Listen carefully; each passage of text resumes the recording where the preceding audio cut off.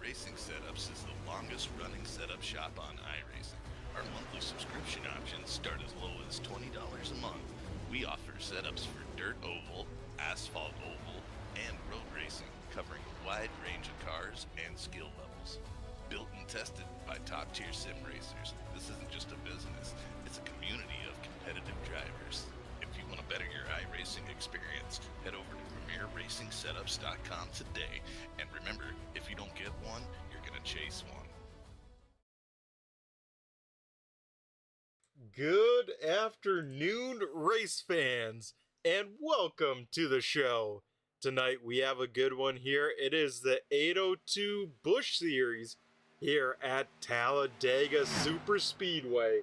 What a time to come on with this series, as it's going to be action-packed. Who will survive the big one? That will be the question of the night here tonight. 25 cars here on the premise, ready to do battle for 75 laps. Anyone who loads on in can win this race. As we take a look here, some cars starting to get some times here tonight. Kenny Reel, we are currently looking at in the 11 machine, as Kenny will start his first time lap here. You will head now down the back straightaway, the Talladega super stretch here down the back straightaway. Very, very long. And when it comes to qualifying here at these super speedways, it is all about being as smooth as you can on that wheel. As little input as you can. Try and avoid the bumps, but you want to try and put those left sides of your race car right on that yellow line here. As we take a look here at some times at the moment, Chad Coleman sits on the pole here. Brian Wertman jumps up to P number 2, so a great lap from the 74. Will get knocked down though by Kenny Reel, who will throw down a 54.57. Only 100th off the pole time of Chad Coleman. But I tell you what, Coleman and Mike Kelly, they have been on a roll here in this series the last couple weeks. Those two, I believe, have finished 1-2 the past 3 weeks. So those guys might be some of, if not the car to beat. As it looks like the 80 machine of Logan Cougar will finish his time. We'll put him about 21st, so pretty deep in the field. It actually looks like we have quite a few late comers here tonight. As I think in total now, we're up to 28 cars, so that's definitely exciting to see. But we got to give a big shout out here tonight to the driver of the 38 machine. Was able to sweep last week. Gonna try and continue his success here tonight and kicking it off with one of the best ways possible, walking away with that Riptide Radio Pole Award. So congrats again to the 38 of Chad Coleman. And folks, let's get this show rocking and rolling here as we get ready to head down trackside to go through tonight's starting lineup for the Dega Boulevard 200 here.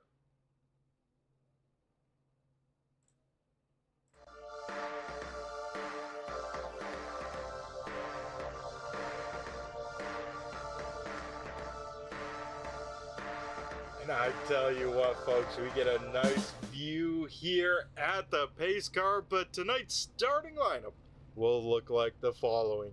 Chad Coleman, like I said, will lead the field to the green flag. Tis outside the SuperSpeedway ace, Kenny Reel, in the 11 machine will start P number 2. Starting in third, a great qualifying effort, like I said, from that 74 machine. Brian Wertman will roll off on the inside of row number 2, and tis outside, one of the guys that is on a hot streak. It is the 43 of Mike Kelly here starting P number 4. Rounding out the top 5 here will be the 42 machine of Kyle Wellman. Rick Kennedy in the 10 machine will roll off in P number 6. Frank Zingen in the 62. He will start P number 7. Rolling off 8th will be the 61 car. That is Steve Ritter. And points leader Cody Gibson In the 7 machine will start P number 9, and rounding out the top 10 for the starting grid will be the 21 machine. That is Rob Lowell. Rolling off 11th will be the 44 of Dustin Coggins. Starting 12th is Stoney Benfield in the 75 machine. Starting in P number 13 here tonight will be the 23. That is Joe Hudson. To Hudson's outside, starting 14th is the 31 machine of Jason White. Bryson Anderson in that 32 race car here will start 15th, 16th.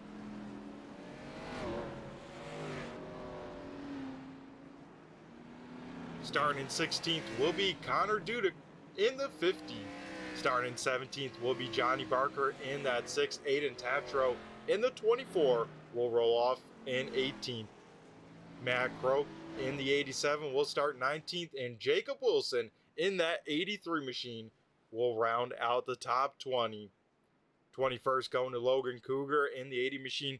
Logan has one win here so far this series, would like to add another here tonight. 22nd is Ron Holyfield in that 25 machine. George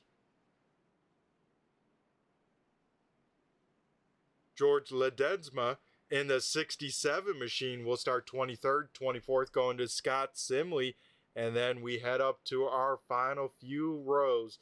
Tanner Marr will start 25th, 26th going to Scotty Stevens.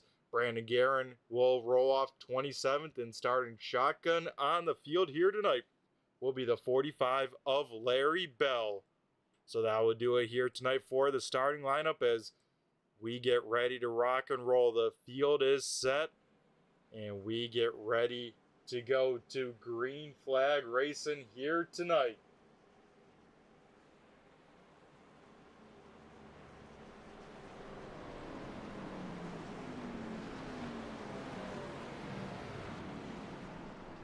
And it's going to be a barn burner here tonight. The driver that has won 3 out of the last 4 races leading the field to the green flag. Like I said, the SuperSpeedway ace, Kenny Reel, starting to his outside. These Xfinity cars can get loose a little bit. Also, big time runs can form. So the racing tonight going to be very, very stellar with this car. But here we go. iRacing pace car has long time ago made its way down pit road. Now we head into the restart zone here, and we go green flag racing here from Talladega SuperSpeedway as a field will go up through the gears here and start to get up to speed. Speeds we'll see above 190, sometimes over 200 miles an hour here tonight.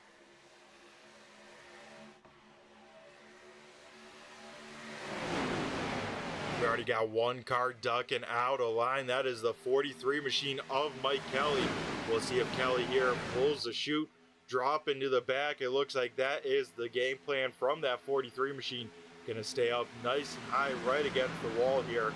Should be interesting to see. I think, yes, Kelly will slot into line there, but out in front, that bottom side is definitely formed up a little bit better than the top. So that allows Chad Coleman and Brian Wertman here to get clear of Kenny Reel. Seems like everyone trying to get to that bottom side. They know it's a long race here tonight, and that bottom side definitely a lot more formed on up, let's say.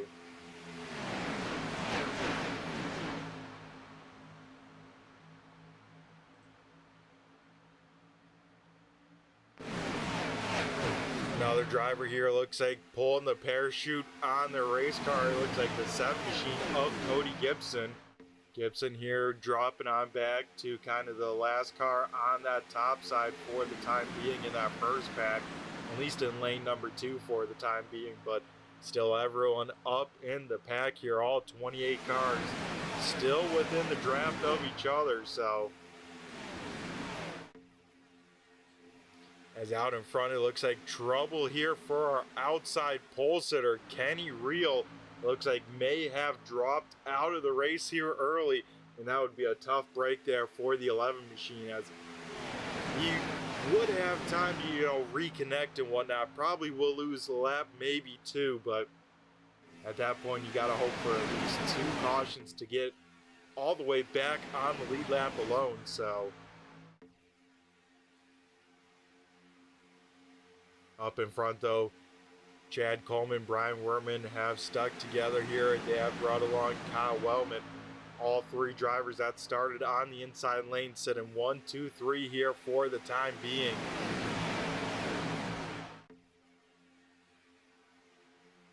And I believe with Kenny Reel kind of dropping on out from leading that outside lane, it will now be the 62 machine, that M&M's machine of Frank Zingen, taking over the outside lane here. And I tell you what, they got a little bit of momentum rocking and rolling.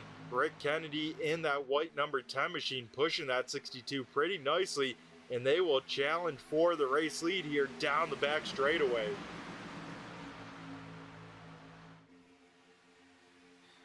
So yeah, like we saw right there, that great push by Kennedy will get Zingen clear. Will the 62 drop down to the bottom side? It looks like no, but that's kind of the runs and the momentum you can kind of build on up here with these Xfinity cars.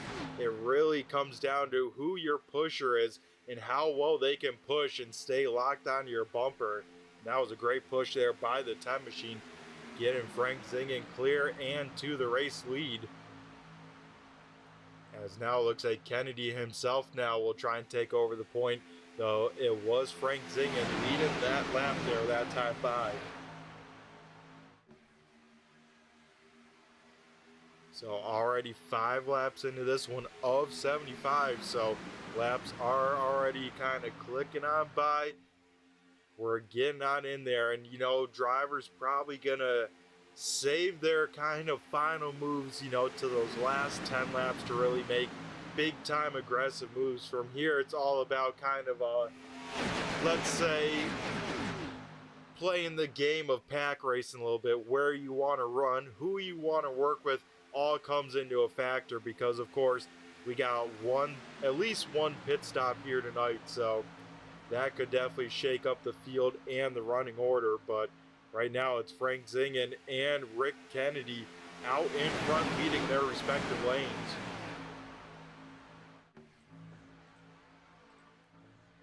Looks like we do not have a reconnect from Kenny Reel, so I'd have to assume his night is done and over with, and a tough way to go on out there, especially lap number 2. Ugh.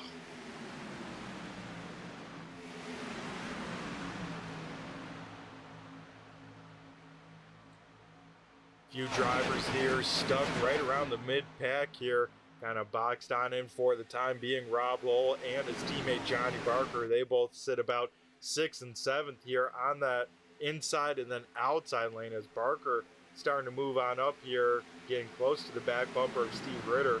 Ritter now pushing that 61 machine, and actually we do get a Kenny Reel sighting, so Kenny able to get back out on the speedway, but gonna be a tough order for him here tonight, as he sits now 4 laps down, so gonna need at least 4 cautions to get back on the lead lap here. But like I was saying, talking about this 21 machine, let's ride on board with Rob Lowell and see what he is seeing out in front of him here tonight, and just get a kind of perspective of the speed and how these cars move on around, because these Xfinity cars definitely aren't planted to the ground 100%, especially with a big push. You'll see drivers really kind of zigzag and trying to hold a straight line, and if there's people not as experienced in the super speedway, you'll see them kind of try and chase the bumper in front of them, and that's where you get into problems, because you get a not so dead on straight hit. It could definitely lead to trouble in a hurry. So let's ride on board here with Rob, get a little bit of the sounds here at Talladega.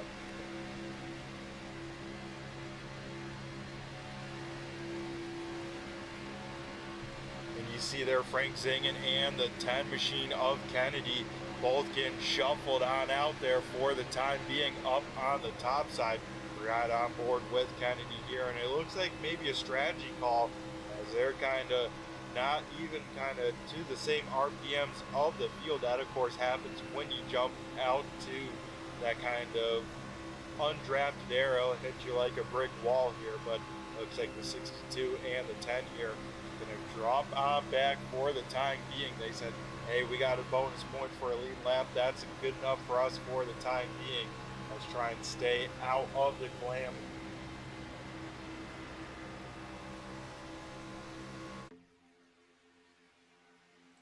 But up front, there's been maybe about 3 to 4 consistencies up here, and that is the cars on the inside lane here.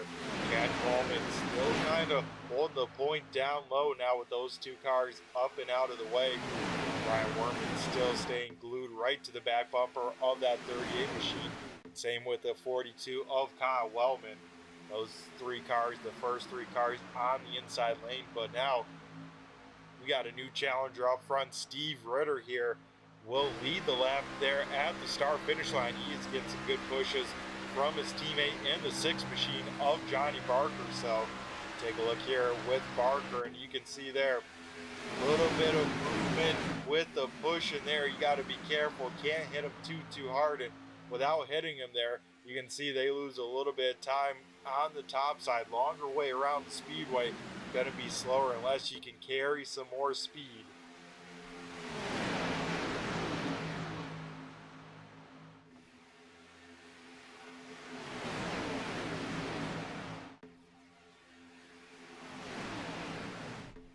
So we come on over here to now start lap number 11. I say let's ride on board here with another driver here. Maybe looking on forwards here to the whole entire pack is right on board with 27th place Larry Bell here for the time being. Bell definitely just riding on around, clicking down the laps. He knows he has, 65 laps left in this one, so there's definitely time to make it up through the field. But you can see this pack of cars, 26 of them up in front. It gets pretty wild here.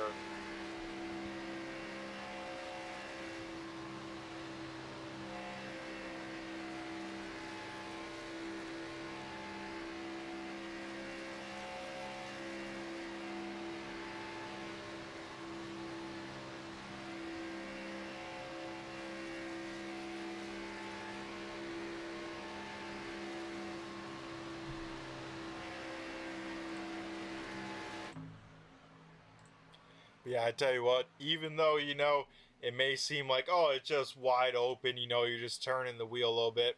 You can see some guys starting to get out of shape that time. That black number 33 machine of Scott Simley there. Big time sideways off of turn number 2. Heck of a save from him there, but it isn't just all just, mash the gas and turn the wheel and see what happens. These guys playing with a little bit of throttle input depending on the run. Definitely some brake action if they got to, soften a bump to the car in front of them. But it's all about that arrow here with these cars, what you can do, what you can kind of set on up here as we've seen so far all night long, 2x2 throughout the field. So no one's really, fully thrown in the towel, riding on around. People still trying to see what their cars are capable of here. As it looks like here, I thought Tatro was looking to the inside of Barker. We'll stay in line here for the time being. And that's some big time movers right there. Aiden Tatro in that black 24. Same with the green and silver 80 machine of Logan Cougar right behind him. Those two, some of the biggest movers up in this one. As here we go, Tatro maybe was looking to the inside of Barker. Now for sure to the outside. Let's see how this works on out for the 24. See if he gets any sort of help or anything like that. A little bit of contact there from that top side lane, but everyone will hang on to it maybe, as it looks like trouble here for the 45 machine of Larry Bell and Tanner Marr. Big time damage to the 4 machine, as Marr will probably bring that thing to a stop, call it a night here. But yeah, that 4 car, Tanner Marr, pretty killed in that one. So let's take a look here and see what happened to bring out our first caution here on lap number 14. So looking at the 4, and oh man, that is a weird one from Tanner Marr, almost a wheel disconnect or something. That car kind of just went straight through the corner there, bounced it off the wall, and Larry Bell having no time to react and nowhere to go. Looks like going to have just a little bit of damage, as Marr will get another piece of the wall up there. And I think the 45 machine, as long as he doesn't get hit again by the 4, he should have pretty minimum damage. As long as Bell here stays in the draft, he should be all right. The question is what happens further on. Oh man, yeah, Ron Holyfield here with some sort of issue into the right side of the 75. Wow. So kind of a secondary incident going on the back straightaway here.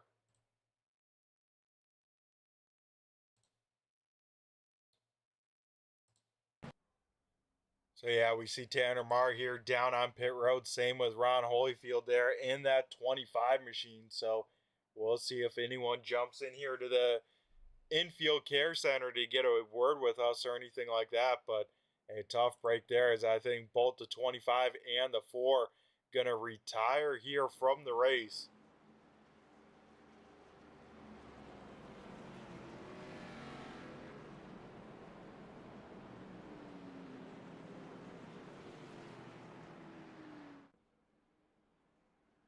Alright, so here we go. Field can come down onto pit road for some tires and some fuel. I believe, if I'm not mistaken, I'll have to double check my notes here, but the Sunday series, of course, had 3 sets of tires. I believe it's the same for this series as well, as, yeah, we see everyone coming on down to pit road, and I have a feeling, definitely not going to be full fuel, so we'll see if anyone decides to take 4 tires, but I have a feeling it's going to be 2 tires, top it off with fuel, and call it a day at that. As let's head down to the end of pit road here and see who wins the race off of pit road, as everyone down on pit road here. Definitely a busy pit road, as it looks like Steve Ritter going to be the first off of pit road. Brian Wertman might have actually beaten Chad Coleman. Yes, he did. Oh, trouble there for the 80 machine of Logan Cougar. Cougar will pull it to the side, and he might call it a day as well. So big time kind of story there, as Cougar drove up into the top 5, and after pit stops, not sure if something happened with the car or whatnot, but looks like the 80 machine might be done for the evening here.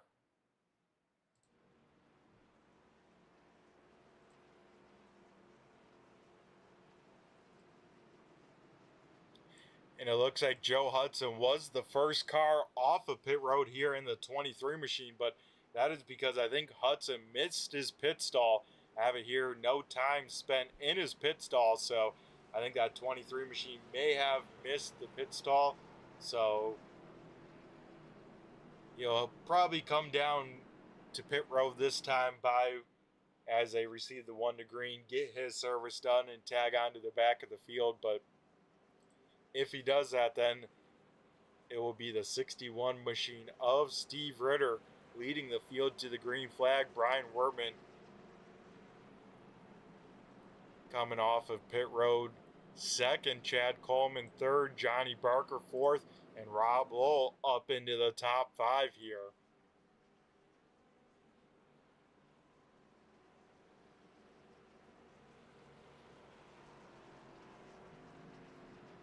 As yeah, now we see the 23 machine of Joe Hudson here heading down to pit road. So Hudson will bring that thing on down, and here we go.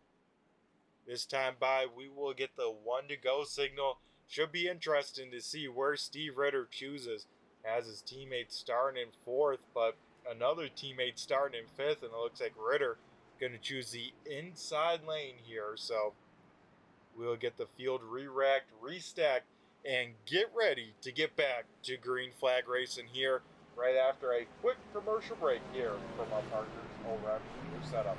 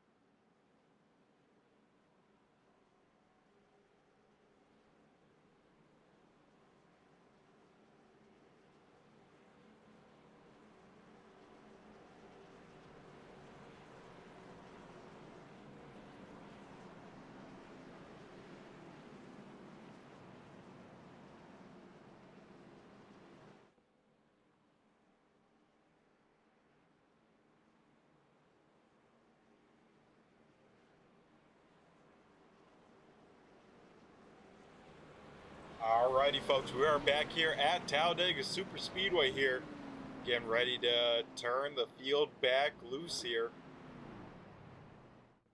As it looks like maybe 2 cars might be done, as I think Ron Holyfield, going to be done for the night. Logan Cougar back into the session, but still on pit road. I tell you what, the biggest beneficiary from that caution, the 11 machine of Kenny Reel, now sits only 3 laps down, as here we go. The field will head into the restart zone here. Steve Ritter will have control. Ritter will go nice and right in the middle of the box. And here we go. The field will get up through the gears here, and we will get this thing wound back up once again.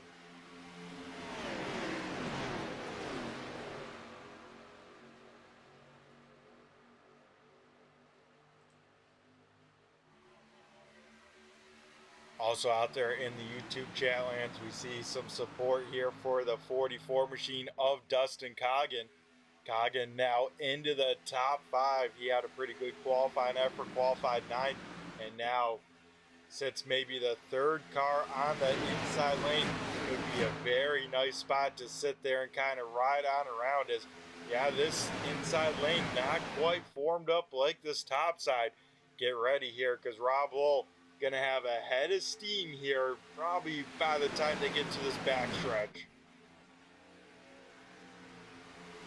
Here at the start finish line though, Steve Ritter will lead the lap, and looks like Logan Cougar will get back out on the speedway, and that's gonna be not good news for Kenny Reel, as Cougar sits now 2 laps down. So if there were a caution, Lucky Dog's now going to that 80 machine. As Rob Lowell has gotten that top side up to his teammate Steve Ritter. Should be interesting to see if kind of that Wolfpack Racing decides to kind of control the field for the time being. Both team cars here leading their respective lanes, both on the bottom and the top, as Ritter gets a big push there. He saw the back end of that race car kind of shoot on around a little bit, and that's just a big push from Chad Coleman to the back bumper there. As I tell you what, Brian Werman, he seems to be like a pretty good pusher here. That 74 machine pushing Coleman for the beginning part of this race. Now working with the 21 machine. And those guys working pretty well up top, pretty much dead even up in front here between the 21 and the 61. A little bit deeper in the field here, 3 wide race in action, as Kyle Wertman will start to lead lane number 3 here. So Talladega a little bit wider than Daytona, so you can definitely run 3 wide a little bit easier than Daytona and be all right, as we see Kyle continuing to make it work here. So it should be interesting to see if anyone from that second lane decides to jump up to lane number 3. Looks like, Cody Gibson, as well as the 74 machine of Wertman. So here we go, riding on board with the 42, picking up the 7 and the 74. As Gibson says, you know what, I'll take my momentum, go back to the middle, going to try and lead that lane. Oh no, it looks like Wertman going to get hung out to dry for the time being, as a 74 will drop back to about the mid-pack here and maybe some more. So Wertman definitely pulling the chute, saying, hey, you know what? We got some experience up front here. Let's maybe ride on around. And with that, now Dustin Coggin will lead lane number 2. We'll see if he can get any help right now. Rob Lowe a little bit too far back from the back bumper of the 44, but you can see right there, King blows up in no time there. As now it looks like Cody Gibson leading lane number 3. So at the moment, we currently have 3 lanes formed on up, and it's going to be some pretty wild racing here early in this one. As Chad Coleman gets a little bit out of sorts there. I think a big push there from the 31 machine of Jason White. That will kind of slow down that inside lane big time, as here we go, Rob Lowe to the bottom. Coggin will stay in the middle. Right now, Coggin leads the way, but Cody Gibson has some speed up top as well. Here at the start-finish line, Cody Gibson will lead the lap. He will get clear, and all three of them, wow, the 742 and the 12 all able to shoot down to the bottom side. And that was a power move by those three to get the momentum built on up into lane number 3, get clear and get down right away. So Cody Gibson, after a hot start this season, it's been a few weeks since he's visited victory lane, would love to add another win to the season for the 17 here, and right now it's in a really good spot as we approach the 3rd mark of this one. One thing I did not mention yet here tonight with these cars, another thing these drivers have to keep an eye on, is the temperature of their race cars.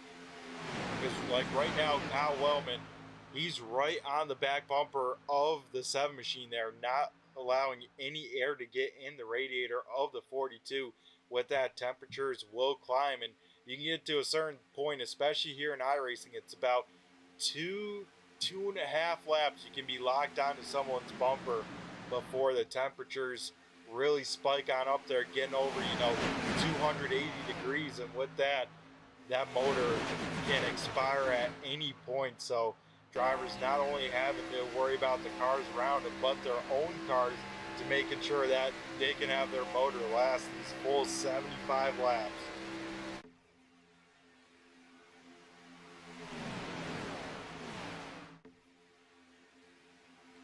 As things on the outside lane kind of calming on down just a little bit, Mike Kelly trying to make that 3rd lane work with Johnny Barker.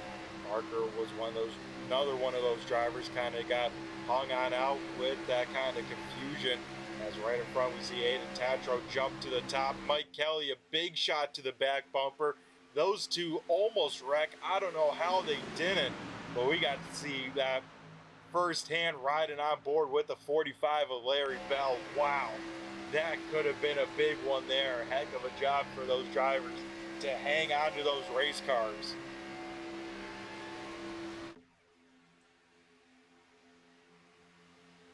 As Cody Gibson here maybe trying to give his teammate, or at least the 42 machine, I don't know if they're teammates here in this series, but allowing Wellman to kind of get some air. He'll jump to the top side, pick up actually Chad Coleman, and both those guys will try and go to the bottom. Coleman a little bit too kind there, wasn't able to completely slam the door, and that allows the 42 machine to get back to the inside here.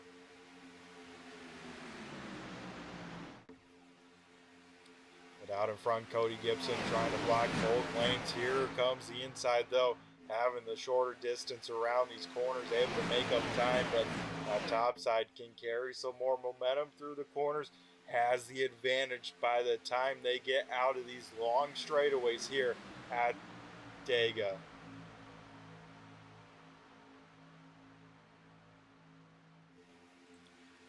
We look at the back of the field here, Brian Werman. Now the driver kind of riding on around, and currently everyone on the lead lap still in the pack here. As looks like Kenny Real calling it a night known with Logan Cougar multiple laps down. It's going to be a tough one for him to get back on the lead lap here. But out in front, Cody Gibson continues to lead the way here for the time being. But Kyle Wellman right there as well.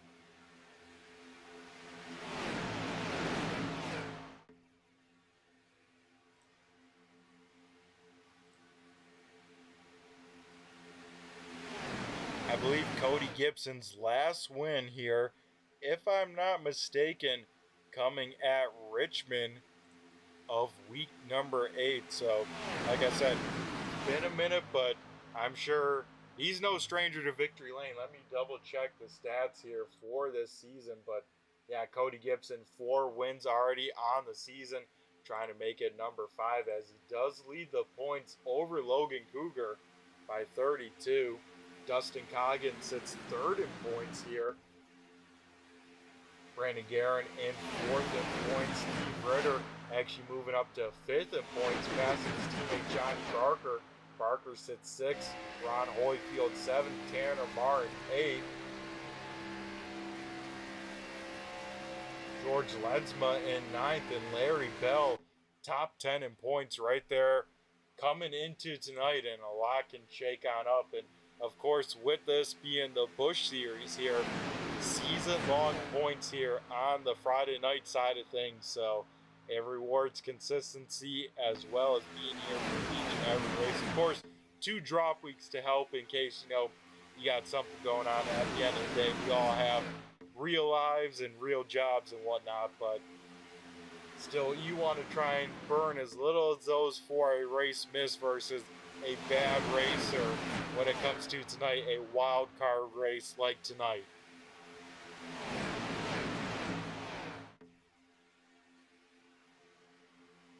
As we see here, Chad Coleman leaving Cody Gibson out to dry, so let's ride on board with Gibson. He does get some help, but momentum's going to be all around the 7 for a little bit, so let's see what Cody Gibson can do here. Right on board with the 7 machine of Gibson. You can see he fell on back a little bit as Chad Coleman went to his outside, but then getting the help from the 24 machine, you can see just how much speed they are able to make. A little bit of a big push there. You saw the wheel input there from the 7 machine. Let's look on back here to the pack behind.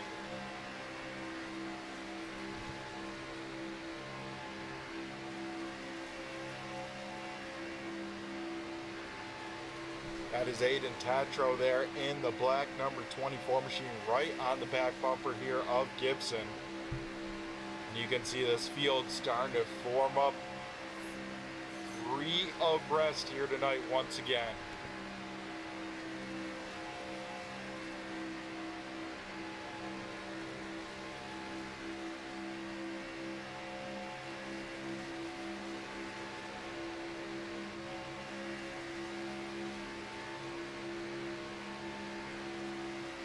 You can hear every time you can get a bump, get some momentum, you can hear those RPMs kind of spike on up, and that's a good sign if you're trying to go fast like the 7 machine is here.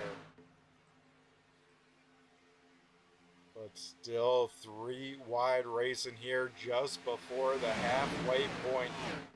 Everyone trying to lead a lap, stay towards the front of this one, and I like that call there. As that time dead even for all 3 spots in all 3 rows. Man, there's some good racing here tonight, folks.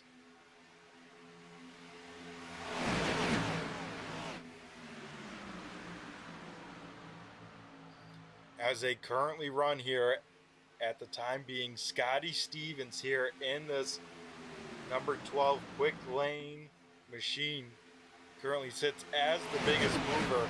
He's bouncing around plus 21, plus 23, so Scotty Stevens definitely made his way up through the field. And I think 1 car in the wall a little bit. I think that was a 45 machine of Larry Bell. Has Bell a little bit off the pace here with some damage. It looks like Johnny Barker going to stick with the 45 here for the time being. Those guys going to have to work together a little bit to make sure that they don't lose the draft here. Going to have to stay within that magical half-second gap to the car in front of Brian Wertman, as Wertman right on the fence of losing the draft of the leaders as well. So definitely maybe a little bit of crunch time for those drivers, but it looks like they are going to catch Logan Cougar here in maybe a lap or 2, and maybe put that 80 machine yet another lap down. But Cougar, with running with the point, says, hey, I need to try and get anything I can get. And that's why you see the 80 machine still out here tonight.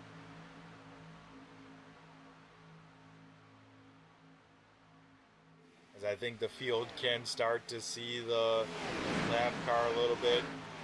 I was going to say kind of sort themselves out a little bit. Maybe try and get down to 2 wide here, but Mike Kelly right there will jump to the top side going into turn number 1. So now the 43 machine going to lead that outside lane here. We'll see what he can do, as it looks like Logan Cougar going to stay to the top side. Oh man, what is Mike Kelly going to do here? Will they try and sneak it 4 wide? They got a gap to jump down here, and they will take it.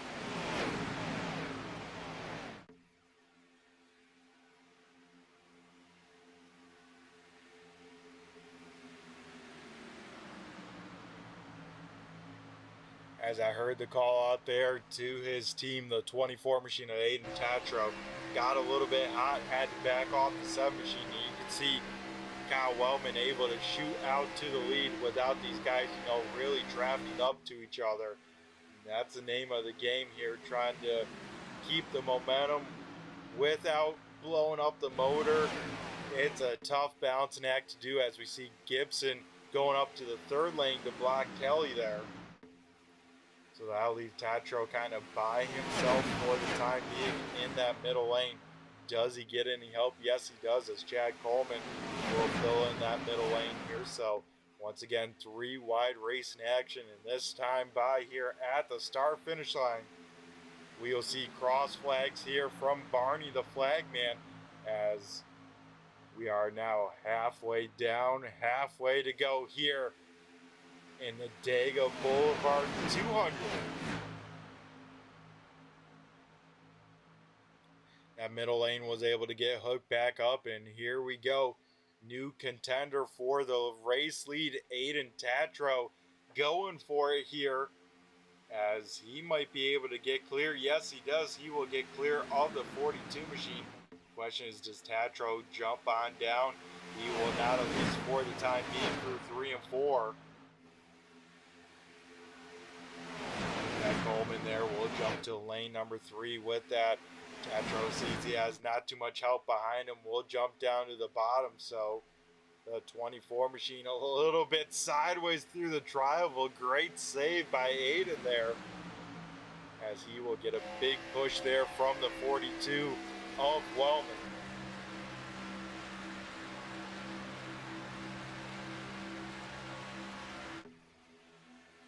I was a little bit early on the halfway call. I guess the SuperSpeedway race and scrambling up my brain. We're about to be to halfway here, as we did the call a little bit early, but that's okay. Racing still great here tonight, as we see now the 83 machine. Haven't talked too much about him. That is Jacob Wilson. Wilson trying to get it back up towards the front here. Wilson started number 20. Sits right around the top 10 for the time being. And now this time by, folks, it will be cross flags, as contact there. Wellman not clear of Tatro. Those two almost wreck it in front of the field. I was going to say that could have been the entire field right there, folks.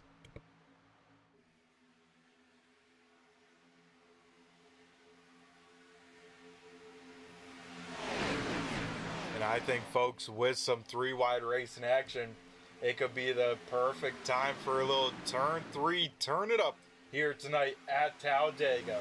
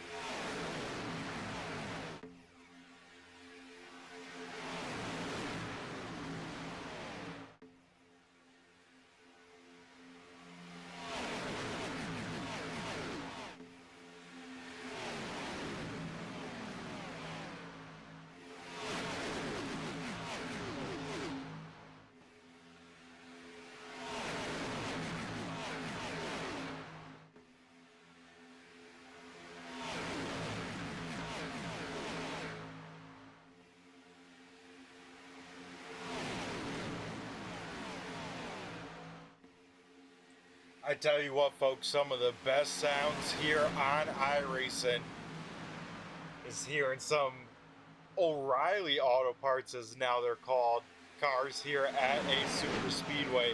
I think we hear a few cars here coming to pit road. It looks like it is the Wolfpack Racing Machine cars here coming on down. Rob Lowell, Steve Ritter, Johnny Barker, and Larry Bell all looks like safely down on pit road, so they will be the first takers. 4 cars should be just enough to be able to build back up some momentum and kind of stay at a decent pace. The question is, when does the next big pack of cars decide to come on down, because they will be good on fuel to the finish from here on out. Cody Gibson here back to the point. Chad Coleman there on the back bumper of the sub-machine. Then in row number 2, Dustin Coggins getting pushed by Logan Cougar here, looking for the race lead here at the start-finish line. Looks like won't quite be enough of the momentum, but he still has time, and you can see 4 cars just enough to build up some momentum if everyone's really pushing each other.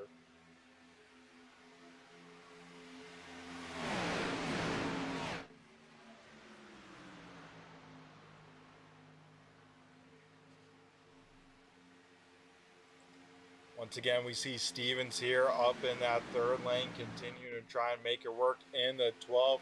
Looks like he might have some help from some friends. The 43 machine of Mike Kelly back up to that 3rd lane, bringing along the 33 machine of Scott Simley as well. As once again, we see the whole entire field going on around, passing on up the pit stop. So that tells me a lot of these guys might be just going to run this car out of fuel, or as close as they can get it, and then decide to spend as little time as pit road, put in the bare minimum fuel to get to the end, and try and have a quicker stop that way.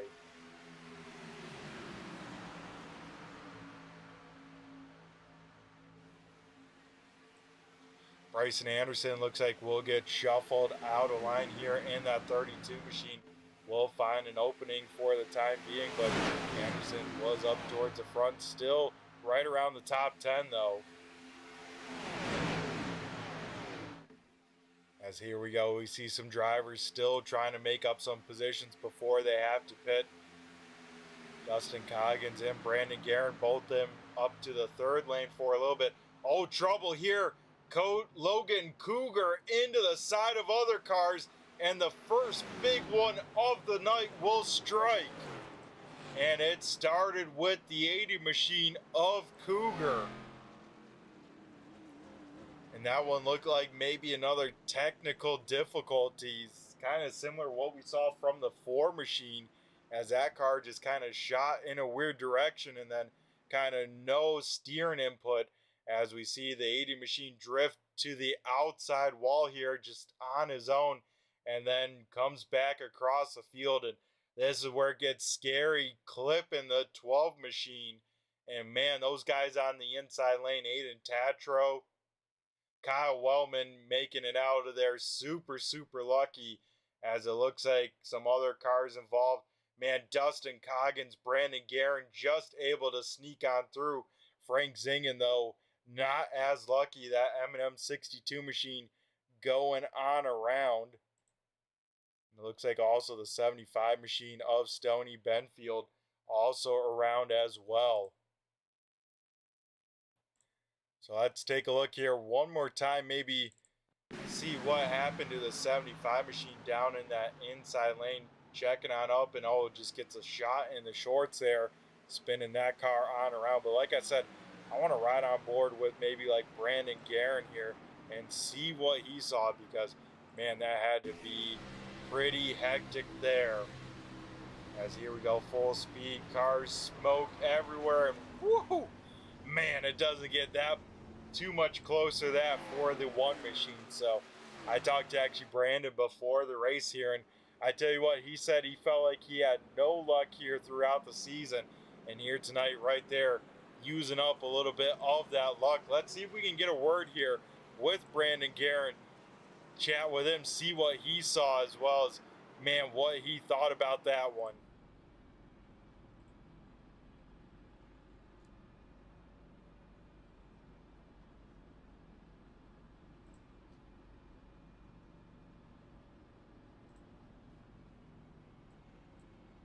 Brandon Guerin, do you got a copy? It's Brett the Jet in the booth here. Brett, how we doing? It's good to hear you on a Friday. Hey, that it is. It is good to be back, not behind the wheel, but up in the booth. It's always a good time. And Brandon, we talked a little bit before the race. He said, man, I feel like I don't have any luck. I think you might have got a little bit of luck there on that one. Tell us what you saw. Whew, I saw a lot of my my teammates' rear bumper. I saw Dustin, and kind of just followed him through there. Tried to keep enough gas so where I didn't get run over from behind, kind of like Frank did, and then also didn't want to run Dustin over. So we made it through there. We're gonna get a little gas and go here and fire off for the end here and see what happens. Yeah, I assume now good to the end on fuel, no more pit stops if needed. But yeah, man, I tell you what, that was wild to see. As soon as you probably saw the 80 car drifting on up, you probably said, uh-oh, I know I did. Yeah, we saw him drift up there and we were like, oh boy. And then once he came back across the track, that's when it got a little nerve-wracking. And I mean, that's just part of close racing here. It happens. So luckily we snuck through that one, and I'm sure we're not over yet. I mean, we still got plenty of laps left to have some action here for you. We got 30 to go, so we're barely over it, and we'll see what happens here. Yeah, for sure, man. I tell you what, this race has been action-packed. A lot of three-wide. I've been impressed with the three-wide racing and how well it's worked. It seems like these things, as we all know, can get some big-time runs. It can be a lot of fun. Yeah, I've been hanging out in the back a little bit. Didn't really get my qualifying lap in. Got to the car a little bit late, so didn't get to put a lap in. But from there, just kind of was riding in the back, and I was watching it. And for three wide, it was pretty good racing. Not too much contact, so looked like everybody was holding it in line. And I mean, this is only our second caution, so hopefully we can keep it green and clean here and put on a heck of a show for you to finish it off on your first Busch broadcast of the year. Yeah, I know, right? What a time to jump on board with this at the action-packed Talladega SuperSpeedway. Woo! Yeah, it can't get any better. So, yeah, hopefully we can finish this off. We'll go party on the Boulevard tonight, and then we get the day off tomorrow. So then we'll race again Sunday. But we're gonna go have some fun on the Boulevard no matter what after this race. Oh, 100%. It's going to be popping over there at the Boulevard no matter what the outcome is here tonight. But for you, my man, sitting in a pretty good spot, starting in 7th, what's the game plan here? Maybe ride on around for the time being and then hit that magical lap and say, it's time to go. Yeah, I think that's kind of what we're going to do. I'm trying to get hooked back up with the teammates here. And, yeah, we'll see if we can make a little charge here. It's going to be tough. They got the Wolfpack up there. Bunch of Sim 500 guys working together. Yeah, it's never easy, but if we can make anything happen, I think we'll do it here at Talladega. Yeah, I tell you what, you've been pretty good at SuperSpeedways. Your last win coming here at Talladega. So, hey man, best of luck. Anyone you want to give a shout out to here before we let you go and get ready to go back green flag racing here? Yeah, I'll give a shout out to my two kids, and then of course, all the sponsors, you for hopping on, finishing this broadcast season with us, and hopefully we're talking to you after the race some more. So, yeah, just thank everybody out, thank all the sponsors, and thank everybody for watching. We're going to put on a show for you here these last. We're going to go green with 28 to go. Alrighty, awesome stuff. Well, good luck to you, Brandon. Keep all four on the ground, and like you said, hopefully we'll be talking to you here after this one. Alrighty, awesome stuff. That was the driver of the number 1 machine, Brandon Guerin, just sneaking through that one.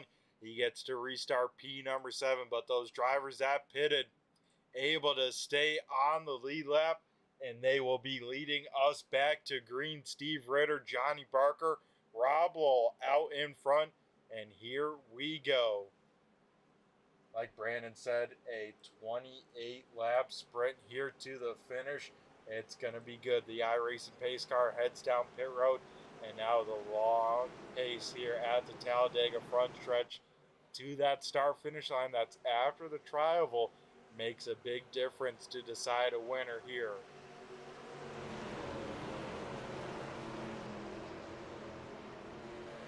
Steve Ritter on the loud pedal here. He will go up through the gears, and we head back to green flag racing here tonight as dead even up in front here for the time being.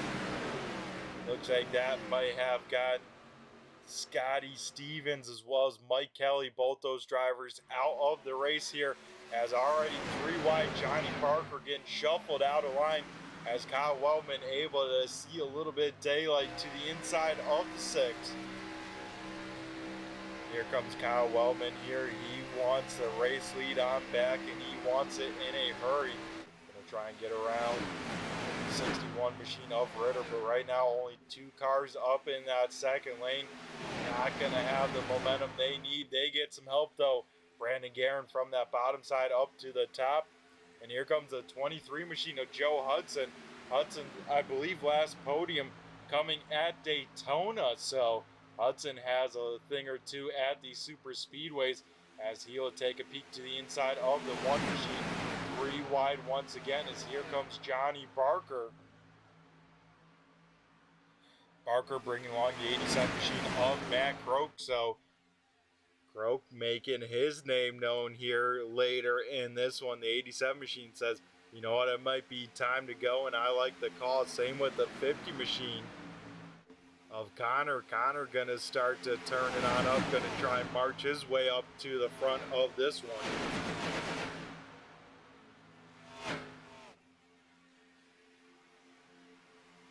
As cars continue to dart around this speedway, it gets tough, especially off the corners. You know, the corners, the car's nice and loaded with the banking, but as that banking starts to go away, especially depending on the air around you and your inputs, whether with the wheel or whatnot, it can have a big time effect as that banking starts to go away in a hurry as you come off these corners, like right here. That's where trouble could spell, and folks, we are getting towards the end of this one. Next time by at the start finish line, we will head down to the countdown clock in this one as Kyle Wellman back to the point will lead the way. Brandon Guerin leading the top side, and then in the middle, Cody Gibson lead lane number 2. Oh, that stinks, Kenny, to hear that your internet went on out, because like I said, I had big time expectations for that 11 machine, especially the super speedway ace that you are, and tough to not see you know, your name in the ring here late in this one. Hopefully you can get it all sorted on out, be in contention when it comes Sunday night with these boys as well. But there we go, we head into the countdown clock. 25 laps left in this one.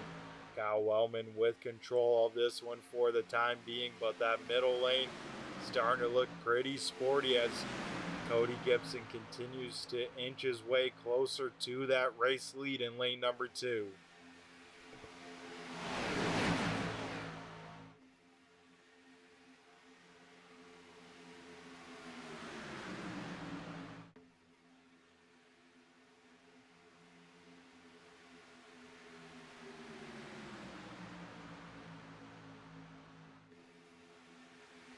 Tatro there will shoot down to the bottom side. I was going to say he was pushing the 7 machine pretty well here for, I want to say, definitely the past handful of laps here.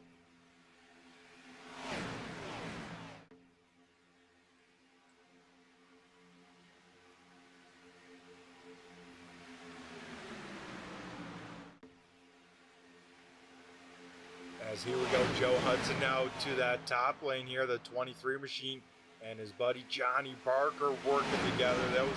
Those two gonna buddy on up for the time being, because they pretty much have no other help, as looks like the 75 machine trying to make his way up to kind of help on out, but those 2 cars pretty much the only 2 cars up in that 3rd lane for the time being. Cody Gibson still hanging on to that outside lane there in row number 2. And I tell you what, Gibson sits maybe in the best spot, especially in these Xfinity cars. I've had a few wins in these super speedways just being on that second row, getting that momentum on the white flag lap, getting clear, getting to the bottom, and then just letting the calamity happen behind you. So I like how the 7 car has kind of positioned himself. Still a lot of laps left, a lot of craziness yet to be had, but right now looking pretty decent. As just I say that, Kyle Wellman shoots up to the top side, so now Wellman will take over that nice position as Aiden Tatro continues to lead that bottom side, and now Johnny Barker all by himself. It looks like Joe Hudson able to find an opening about that 3rd car in lane number 2.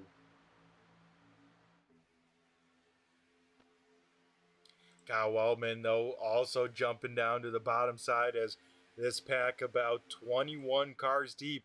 Trouble, though, for the 32 machine of Bryson Anderson. He is down on pit road, and let's see if it's extended time. Yes, it is. So troubles for the 32 as that makes it about 21 cars here tonight on the lead lap in this one.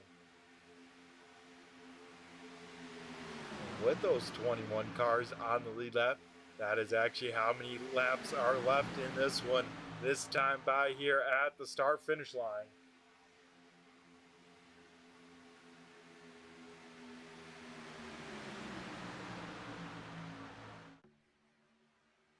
So I'm a big time stats guy. I love to look at the stats, especially when it comes to these league stuff and whatnot. And it looks like so far this season, 3 drivers have made every single start. That is the 45 machine of Larry Bell, the 80 of Logan Cougar, as well as the 1 car of Brandon Guerin. Drivers with only 1 race missing, Dustin Coggins, Steve Ritter, George Ledsma, Tanner Marr with 2 races missed, same with Cody Gibson and Ron Holyfield, as well as Johnny Barker. And remember, 2 race drops, so they are still counting all the races that they have participated in. Where we look at the win column here, Cody Gibson leads the way this season so far with 4 wins. Chad Coleman, though, with those last 3 wins in the last 4 weeks, he sits second most wins. And then quite a few drivers with 1 win on the season. Chris Mackey with 1, Logan Cougar, Tanner Marr, myself as well, picking up a win earlier this season, as well as Mike Kelly. 1 car in the wall on the outside. That was a 6 car of Johnny Barker. Barker will kiss the wall a little bit, will continue to have that car rock and roll. Doesn't look like any damage, if any, so that is good news for Barker. The bad news, he is still stuck out by himself in lane number 3 and probably going to lose a few more spots here. Up in front, though, Kyle Wellman, Cody Gibson continue to lead the lanes up in front. As it looks like Frank Zingen will give Johnny Barker a little bit of some draft there, so that will help out the 6 car a little bit as he's still up there by himself there. Let's ride on board here with Johnny Barker looking on forwards here in this one and just see how tough it is up in that kind of top lane here, because you don't got too much gap to that wall. You see there at most maybe about 2 feet, and then you got cars to your inside, as this will be a good view here. Barker now pushing Rick Kennedy in that 10 machine here, and they got some momentum here built on up. This is an exciting run to watch here as they will go for this race lead here in one swoop. Man, look at that speed difference up top here. Johnny Barker has to be so precise with his wheel not to get Kennedy in a bad spot with a push, as well as be able to keep off the cars to his inside as well as the wall to his outside here. Oh, as Rick Kennedy blinks there for a second, that's the last thing you want to see here at a super speedway race, is your drafting partner either right in front of you or right behind you blink on out.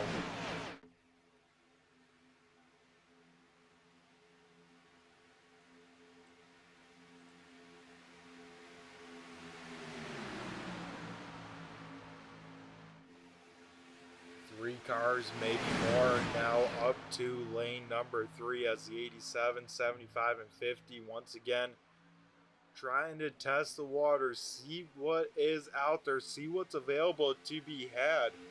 As it looks like more trouble for the 80 machine of Logan Cougar.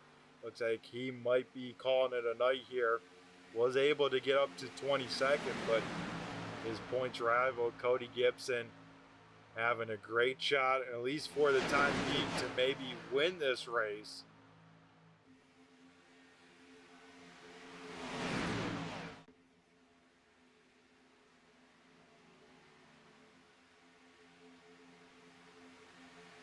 As here we go, 3 wide once again, as Joe Hudson now leads that third lane up to the front. So, like I said, Hudson could be a very good sleeper pick here.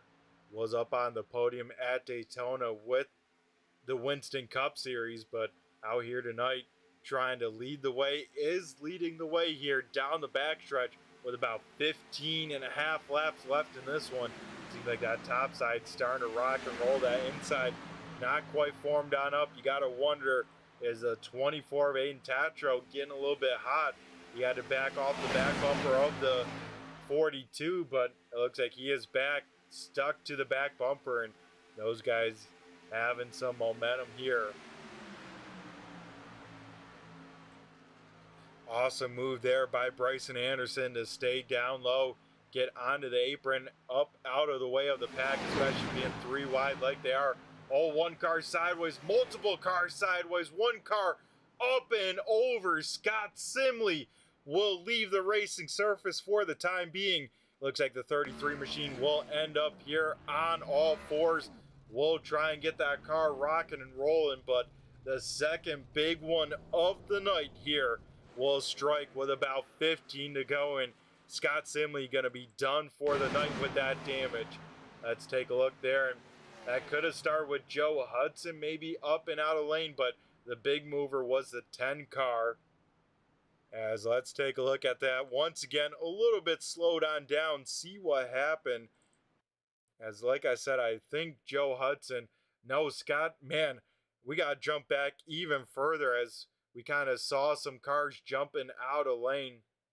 As maybe some net code, maybe shot Simley on up, but that's what started it there. The 33 machine pushed up the track, maybe with some net code there, and then everyone else just Frank zinging into the back one of the one car. Brandon Guerin gets the right rear Rob Lowe, and that sends them big impact to Simley, and Simley will go up and over as everyone else trying to make evasive maneuvers as the cars will slide down the track. Brandon Guerin almost going up and over, and wow, does Dustin Coggin make it through this one without any damage? Holy smokes, great moves by the 44. Same with the 87 machine. Both those cars able to squeak on through. Let's ride on board here with Dustin Coggin here and see what he saw.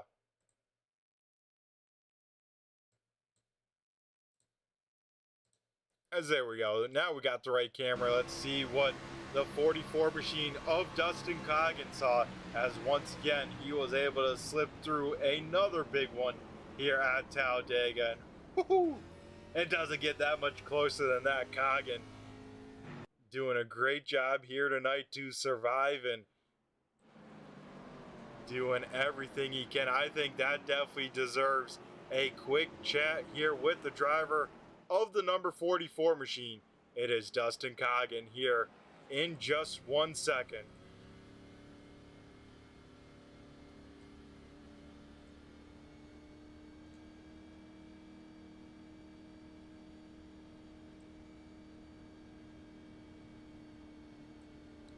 Hey Dustin, you got a copy? It's Brett the Jet in the booth here. Hey Brett, yeah man. Alrighty man, I tell you what, that music's spot on for how your night's going. I mean, 2 big ones missed by inches. Holy smokes. Yeah, I was, that last one, I thought I was going to get something out of it just because there were so many going across in front of me. But I just got on my brakes as good as I could, man, and stayed straight and started looking ahead and try not to focus on anybody. Yeah, and luckily you did just that. You know, a lot of times you know the old saying, you hit where you're looking at, and you did a great job looking at the open space and just squeaking through another big one. Yeah, I seen them get sideways up there, and I know they were changing some lanes, so I kind of thought that's what was going on at first, and then Brandon said wrecking, so I just started slowing way down, and luckily I was already slowing down. If Brandon didn't tell me that, I probably would have been early to the party instead of late. Yeah, and that one definitely crazy because you had cars going, of course, up to the outside wall very quickly, and then, of course, typical super speedway racing, they start to clean back off, slide back down the bank and right in front of you. Man, that was awesome to see you sneak through that. Yeah, it was awesome now, but it wasn't at the time. Yeah, definitely a close one, as well as the one just a few laps ago too, man. Another one right in front of you. You know, Logan Cougar, I'm sure you saw him drift on up, bounce off the wall, and you're probably like, oh boy, here we go. Yeah, we were getting ready to start pitting, and I was kind of away from Brandon and Frank, man, and Brandon says, come on up. So I went up, man, and started falling back, and no faster than I got to them, and we kind of got some space. That's what happened, man. Luckily, I'll say Brandon saved me on that, because if I was up there, I'd have definitely been in it. Yeah, so now we get a little bit of a shootout, just over 10 laps to go. I assume from here on out, it's going to be go time for most of the field. What's your game plan from here? Oh, man, I'll make moves when I can and when I have to. I'm not going to put myself in a bad situation. I'm just trying to have a decent points night and see what happens. That's all. Yeah, because coming into tonight, Dustin, you sit third in the points in a pretty good spot as Logan Cougar having a tough night here. And yeah, man, what's the expectations here? Full point season, right? So every race matters. Yep, if I can get a top 5 here, man, I'll be good. But main thing is I just want to finish, top 10 would be great with me. Yeah, right now it looks like about 13 cars without any damage. And Dustin, the big question of the night, do you think they're done wrecking here? I don't know, man. I mean, we're pretty decent 3 wide. It looks like there's some people that are kind of darty, but as long as we don't try to go 4, no, tell me to stay behind. I guess we can do 3 good enough. I don't know about 4. So it just depends on how aggressive everybody gets. Yeah, that would be the question. 4 wide can be done, but it is tough. But Dustin here, before we let you go, my man, anyone you want to give a quick shout out to on the broadcast? You got some fans here in the YouTube chat lands as well cheering you on. Yeah, man, my wife, she watches me and she loves watching me do this. She gets a kick out of it. She always asks, why do you wreck? I said, well, it's a lot harder when you're in here. But her and my daughter, they watch it and they cheer me on and enjoy it, get a good kick out of me doing it. So just thank you for the broadcast and Rob and all the admins putting the league on, man. It's fun. We enjoy it. All righty, Dustin. Well, good luck to you from here, and hopefully we're talking to you after this one's all said and done. Yep, I hope so, man. Alrighty, awesome stuff. That was the 44 machines of Dustin Coggins as we get ready to head back to Green Flag Racing here. Out in front, it's Cody Gibson and Aiden Tatro as Gibson wanted to maybe go a little bit early. Will that restart be good? We'll find out. But right now, Gibson giving Tatro some space. Both those cars can work together. Though the top 5 not quite formed on up, these guys could have a full head of steam by the time they catch these leaders here.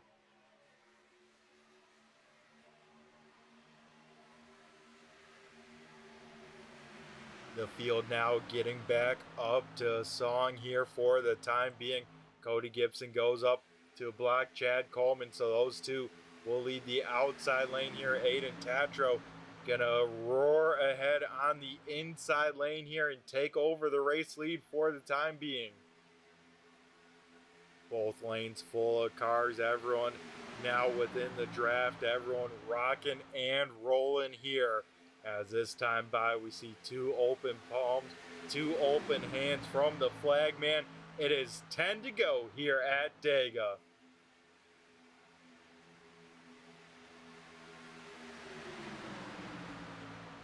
And it is getting pretty hectic out here, as well as we got a driver here from the infield care center. He took, as we got trouble here, Cody Gibson gets loose. He gets into the side of Steve Ritter. Ritter will spin the car on out, but since they wrecked below that yellow line, we stay green flag racing here for the time being. But a huge hit to Cody Gibson there, as he will have a lot of damage. Connor Dudek also here towards the back here in that 50 machine, and then Steve Ritter, a lot of damage to the 61, as up in front, 3 wide, close racing here, as it looks like Chad Coleman gonna get hung out to dry in the middle now with 9 laps left in this one. And yeah, like I was saying before, the calamity broke on out there for a little bit. We got someone to chat with, cleared from the infield care center after a big hit. It is the 21 machine of Rob Lowell. Rob, do you got a copy? It's Brett the Jet in the booth here. Hey, Brett, how's it going? Man, it's going pretty good. Some wild racing. I can't believe we're still going after that one. But first and foremost, man, you all right? That was a big hit you took in that one. Yeah, I thought I was through it. Went back and watched the replay there. It looks like Simley got a little squirrely there and moved up and caught Hudson, and then Brandon checked up a little bit, and his teammate Frank got in the back of Brandon and just turned Brandon out of my right rear, into the wall. So yeah, that was fun racing, man. I don't know how many laps we were going around there 3 wide, but it's bound to happen. That's the nature of the beast. I felt like we had a good strategy there. Me and my 2 teammates, Johnny Barker and Steve Ritter, we pitted as soon as we could make it on fuel, and have like a 3-lap window for a green-white checkered. And I knew we'd get out in front of the field and be able to maintain. And if the caution came out, we were gonna cycle up back to the front to the lead. And if it didn't come out, by stopping as soon as the window opened, we were gonna take less fuel than everyone else, and we were still gonna cycle through pretty good. So, wasn't a bad night. No, it wasn't. That strategy actually kept you guys out of the first big one. Sadly, the second big one, not as lucky as, like you said, Rob, just got hooked in the right rear. And as a driver, that one can be frustrating and disappointing, right? Because there's nothing you can do for yourself behind the wheel there. Yeah, and like, it would be if I was racing for points, but I'm not racing for points in this series. I missed a couple races already. I missed a couple more. So I'm out here just having fun. We ran up front. We're staying in the lead pack all night. It was fun. I'm not frustrated at all. I'm happy with it. It's great to see 28, 29 cars tonight. We're having really good, clean racing. The league's moving in a good direction, and I'm really happy for our first season with the caliber of the drivers we have, and the future here. And really excited to get this series over on Turn 3 Racing Network with you in the booth. It's a big step up for us credibility-wise. Being on your network with you in the booth will draw more drivers in. Oh yeah, 100%. I'm definitely looking forward to covering this series for the rest of the season here. And yeah, Rob, like you said, from your admin hat on, you got to be pretty excited with this league, with the racing that we've seen the past couple weeks, especially on Sundays. Now we get to see it on the big stage on Fridays. And yeah, the car count, the racing, like you said, some 3-wide racing for I don't know how many laps here tonight. It feels like almost at least half this race, right? Oh, as we get trouble here through the tri-oval. I've got a couple cars down the infield. Yeah. Looks like we'll stay green again here. Yeah, Chad Coleman, one of the favorites involved in that one. Kyle Wellman as well, 2 of the big names. And how about this? Your teammate Johnny Barker able to squeak by with the lead now with 5 to go. Yeah, absolutely. And I got to jump over here. And, yeah, for sure, man. If you got a spot for him and call it on out, I'll let you. No. I got to clear a black. Okay. Got a black for going through the infield there.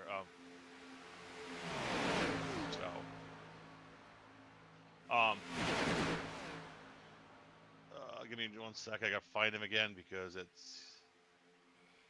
Yep, no worries, man. But yeah, I would love to hear your once you get a chance here with taking a break from the admin Yeah, we're stuff. good. All right, sweet. Yeah, Yeah, but Johnny has had a little rough luck this season, and he kind of had some rough luck there. He got shuffled out in that restart where he was on the outside of the front row. I thought we nailed it pretty good as a team. We all fired off together, and then he said someone got in the back of him and knocked him off the track to get by him, and he fell back. And I guess that worked out in his favor because Steve and I got caught up in a couple wrecks there, being up front, and Johnny's still out there, so should be interesting here. Going back to our discussion about the league, really happy that a lot of the drivers you see out here tonight, you'll see out here Sunday night. Some of our guys have gone over and raced on Thursday nights in their limited truck series. It's 2,800 iRate cap, 3,000 iRate cap. Sorry. We raced Rockingham last night, and I think we had 1 or 2 cautions in 100 laps. And then, Sim 500's got a Monday night Cup series and a Wednesday night Xfinity series, and working together, we're promoting that with them. We're encouraging our guys to go race. Really between the 2 leagues, and then with Chop Shop on Saturday nights, our guys can pretty much race 7 nights a week if they want. So. Wow, that's definitely And really I'm not awesome. sure what just happened there. Yeah, I wanted to maybe get your point of view from, the admin cap side of things. See what you thought of that one, Rob. To me, it looked like maybe just a close, hard race and maybe a push in the back a little bit too hard. And then those 2 cars kind of got stuck together and then shot pretty good contact to the outside wall there. Yeah, it looks like. I'm trying to go back here and watch again. Yeah, it looks like Dustin gets a shot in the rear end, gets him loose. He goes up, tags the wall, collects Frank. Just unfortunate, Dustin's, and then the leaders, Johnny and the leader, get together down in one when looks like Aiden probably jumped out of the gas pretty quick there, and Johnny wasn't expecting that. Tough break for Dustin. He's had some rough luck this year. He was in a position right there to gain some points and maybe get a win, but I know we got maybe 5-6 cars, no damage now out there. Yeah, I think so. It's definitely down to like a handful of cars without any damage, but heck of a save by Aiden and Johnny to both hang on to those race cars with pretty much no damage as well. That could have been very bad. Yeah, and if I'm Aiden there, I'm worried about my nose there. I'm going to look at his front here from the nose, see if he's got any damage. The way he came down off the banking on the apron, if I was in the driver's seat, I would be nervous that maybe it looks okay looking at it from the front here. I would be worried I had some nose damage there from that, but he looks okay. Yeah, he does. The only damage I kind of see is maybe some scrapes by his right side number. Besides that, the 24 machine looks pretty good. And yeah, you don't have to go too far back to see a car with some damage. P number 6, Stony Benfield there with a decent amount of right front damage. But as we know, especially with these cars, right, with the SuperSpeedway package, as long as you're in the draft, you can kind of stay up halfway decent. Yeah, last week, in the trucks, I had like 3.5 minutes of damage on Thursday night at Daytona, and was it Daytona? No, sorry. It was Monday in the Illeague 500, the Cup car. I had like 3 minutes of damage. As long as I was in the draft, I could run in the lead pack. So Stoney should be okay. If he ducks out line, he's gonna be a little bit in trouble. It looks like looking through the windshield, his steering wheel is still straight, so it doesn't look like he has any chassis damage. So yeah, he should be fine as long as he's in the draft. Yeah, I would agree with that. And with a shootout here, Rob, what's the game plan for these drivers? I assume you got to take every run you can get from here on out. Yeah, I would want to be in the outside, leading the outside lane here. Maybe second on the outside lane. The inside lane, you got nowhere to go. You can't make a move. You're pinned in. You can't go below the double yellow line unless you're avoiding a wreck. So I want to be either leading the outside lane or maybe second. So you can make a move. You have some room to maneuver. Yeah, it should be really interesting then to see where Aiden chooses, whether the bottom or the top side, and especially with the drivers we have out here. I think tonight we'll definitely see a first-time winner here, because I think everyone inside the top 10, everyone inside the top 9 has not won here this season yet. Yeah, it's going to be someone's inaugural win in the Busch Series here, being our inaugural season. So, Johnny's really good at restrictor plate tracks. He knows how to do this. The other guy I'd watch back there, he's running 5th, is Joe Hudson. Joe's had speed all night. He made some really good moves there. Mid-pack, early in the race, I could see him in the rearview mirror. He actually maneuvered from the bottom up to the top, and then was able to drive forward to get up to, 3rd or 4th there at one point. So I'd watch for Joe here to make some moves and get to the field. Yeah, and I like that call out too. I picked him as a sleeper pick coming into tonight, because the last time Joe Hudson was up on the podium was the Riptide Radio 250 with the Cup cars at Daytona. Yeah, Joe's he's what you call a wily veteran. Not over here in the 802, but definitely in the Sim 500, and he's gonna make something happen here. Yeah, that he is. We'll have to keep an eye on that 23 machine. But Rob, we'll let you go be teammates and cheer on Johnny Barker here in 1 second. But before we let you go, my man, glad to hear you're all right after a big hit. But we're going to go give you a chance to, shout out anyone you like or anything you like on the broadcast here tonight, because I'm sure you always got some good people to thank here. Yeah, I want to thank Riptide Radio, BG Graphix, GStone Motors, Stone Chrysler, Dodge Jeep Ram, and obviously Turn 3 Racing Network and you, Brett. And a shout out to Roger on Tuesday Nights of the Dirt Cars. Alrighty, well, awesome stuff, Rob. Sorry once again we weren't chatting to you after the race, but I tell you what, this is going to be exciting to watch you, my man. Have a good rest of your night, and we'll catch you Sunday night. Hey, one more shout out. Jeff Barefoot, I know you're watching. Thank you. You're sponsoring the Pole Award on Sunday night. You've got a nice t-shirt going out to the pole winner in the Cup Series. So, Jeff, thank you. We miss you. And I'm still going to get you back in a car here before it's over. Oh, yeah, for sure. We got to get that 9 machine back out here. And, yeah, actually was able to place an order for that shirt. So, thanks again, Jeff, for giving me that link. That was definitely pretty cool. I look forward to getting that shirt on in the mail here soon. Okay, have a good night, Brett. All right, you as well, Rob. We'll catch you Sunday. Oops. Sorry about that, Rob.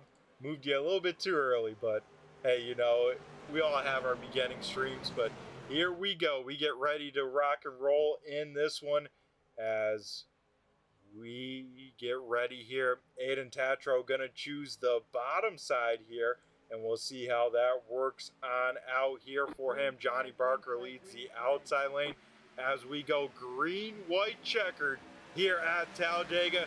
It's a shootout to end things. Who will win this one?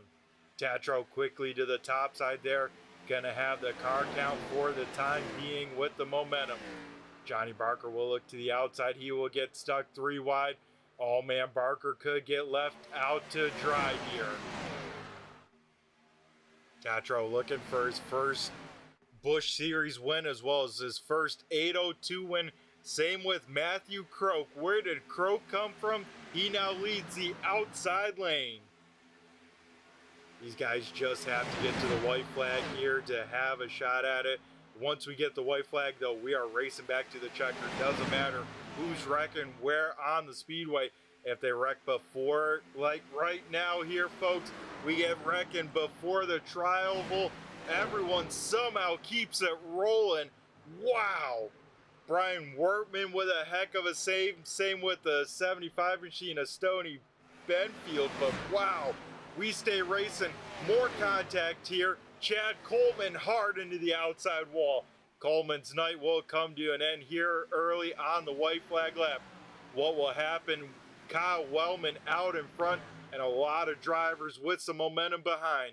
Here comes Aiden Tatro to the outside with Coke and Joe Hudson there as well.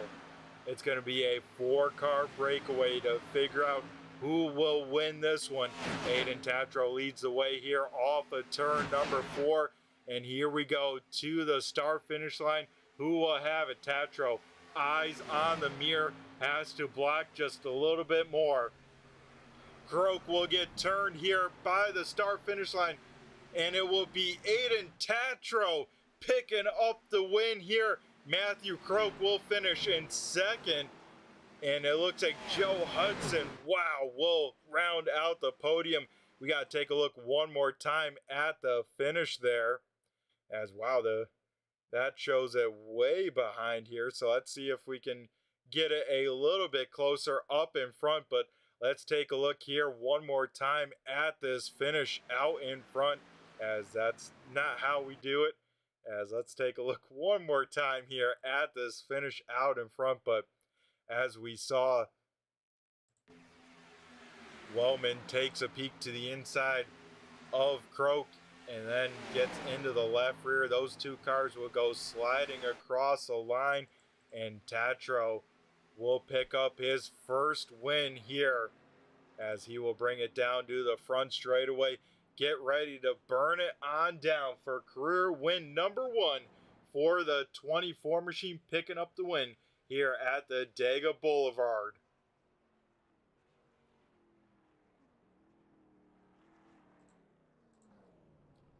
As Aiden Tatro here will park it right before the start finish line and burn it on down here at Talladega for the first career win of the 24 will come here tonight at Talladega SuperSpeedway. And I tell you what, this 24 definitely earned it here tonight. Seemed like he was up in the top 5 all night long, maybe one of the better pushers here, and being in the right spot at the right time, and is able to pick up his first checkered flag. As don't go anywhere, folks. We have our post-race show right after a quick commercial break here at Talladega.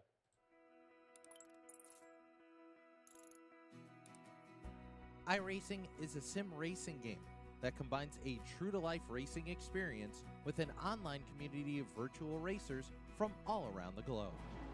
iRacing offers a multitude of officially licensed cars and tracks, laser scanned with millimeter accuracy. Their car models and mechanical systems are based on real-world physics, engineered in cooperation with manufacturers and race teams.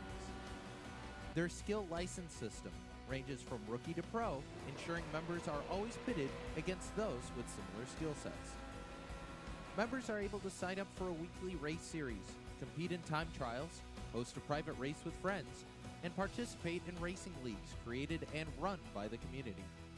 With over 170,000 members, iRacing works in partnership with renowned motorsports organizations like NASCAR to deliver virtual races based on the real-life NASCAR Cup Series, as well as many other series on the NASCAR ladder.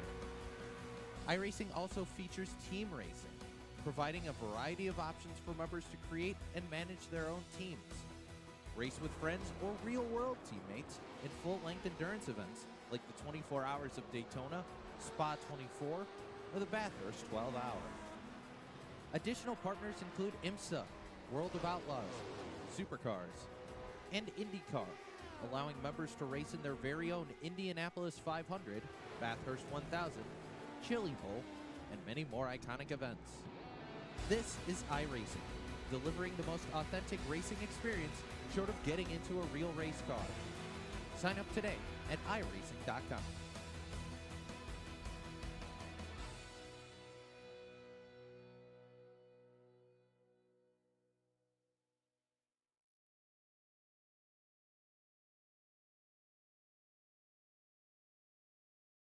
Alrighty, folks, we come back here at Talladega SuperSpeedway and going to be chatting with our podium finishers here tonight.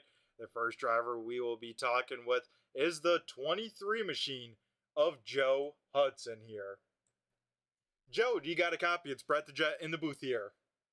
Hey, Brett the Jet, this is Joe here. Alrighty, Joe, glad to hear from you again. And man, how are we feeling? 75 plus laps at Talladega, and you end up on the podium, my man. Yeah, just it's a roll of the dice. Anytime you go to Talladega, you try to rode around there in the back for the whole race, and then once we were good on fuel, we got up there and raced. Uh, just pretty good, pretty smooth there. Got a little bit of damage in one of the wrecks, couldn't get fixed, but it would still draft. It just wouldn't hardly keep up. It didn't have enough to win. So third was really good. So happy about that. Thanks to 802 for robbing all of them for putting on the league and broadcasting. It's a lot of fun out here on these speedways. Yeah, that it is. It looked like tonight was a blast, man. We saw everyone, including yourself, bottom, middle, top lane, three wide racing, really working around. And I tell you what, these Xfinity cars, I don't know how you feel about them, but they're some of the most fun when it comes to these super speedways here.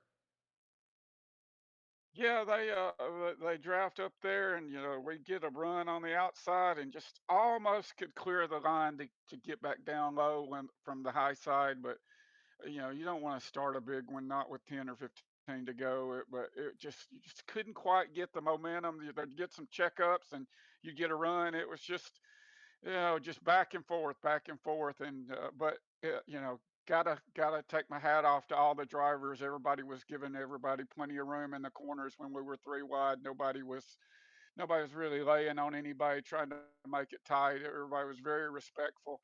Made for a good night of racing. Yeah, that it did, Joe. And like you said, a little bit of up and down night, getting some damage on that thing. But I tell you what, man, what a hectic green white checkered, especially for you to drive through all those wrecks and then be there with a shot in that four-car breakaway.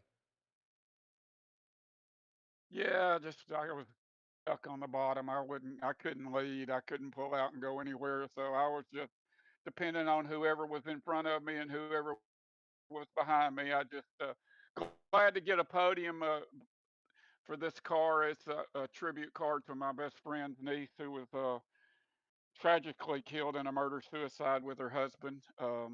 Christina Chambers here in Birmingham, Alabama. Great young lady, taken way too soon. So finally got a podium in the Be Like Christina car. So real happy about that. That'll make that'll make my sleep a lot better. Yeah, that's an awesome finish for a great person there. And yeah, I was going to ask you about that car. So yeah, that's awesome that you could get a podium with this car. And Joe, the last time we talked to you was up on a podium at a super speedway, but it was back in the Xfinity car the Cup car at Daytona. So man, you're pretty good at these super speedways.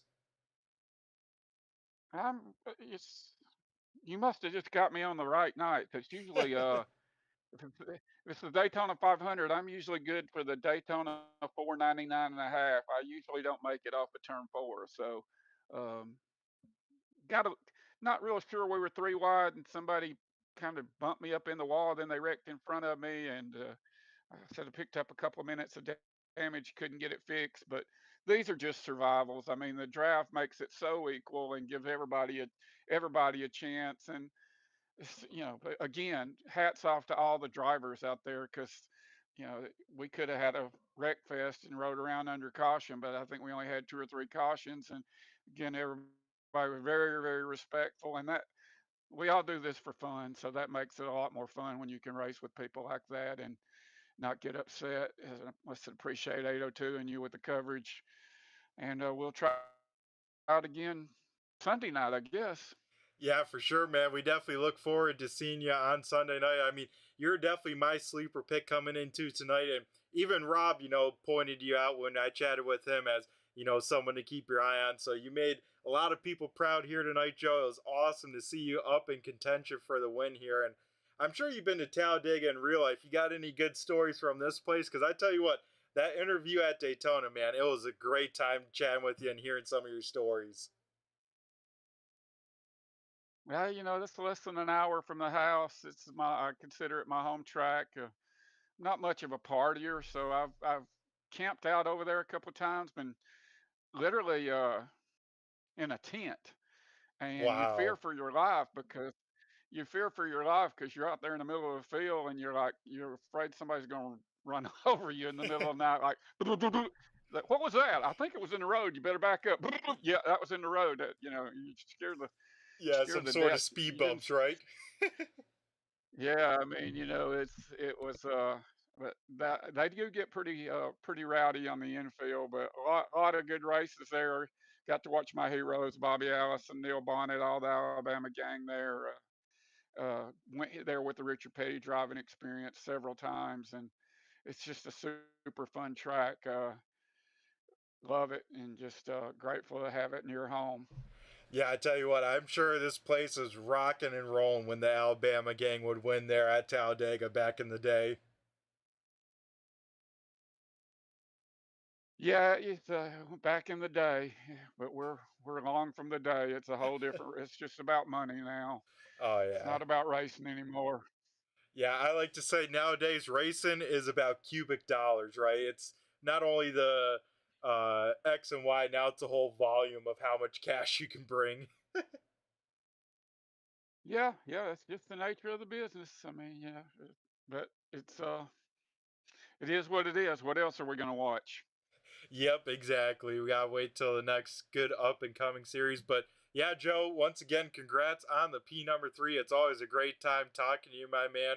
And what a way to kick off me coming on board with the broadcast here and chatting with some great people up here. So, Joe, before we let you go and celebrate a podium once again for you, I'm going to go hand over the mic to you one last time and have you thank anyone else you got to thank, whether sponsors, teammates, or anyone else you'd like to give a shout out on the broadcast here. Uh, all our Sim 500 teammates. We had Stoney Benfield and Brian Workman, Rick, and Coogan. We were all in there together. But more than anything, it's real special to run this car. I'm notorious for switching paints, but I'm going to stick with this Christina car because it's just 38 years old and to be just so tragically taken from us. And she was a TV reporter here in Birmingham.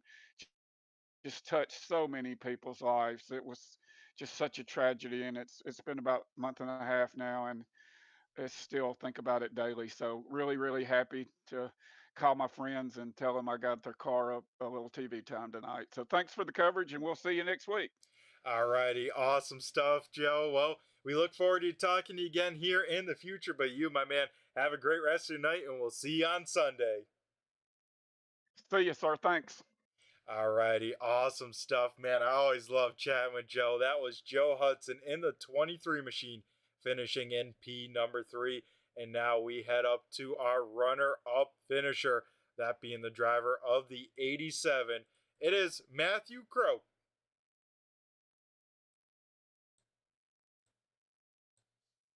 Matt, do you got a copy? It's Brett the Jet in the booth here.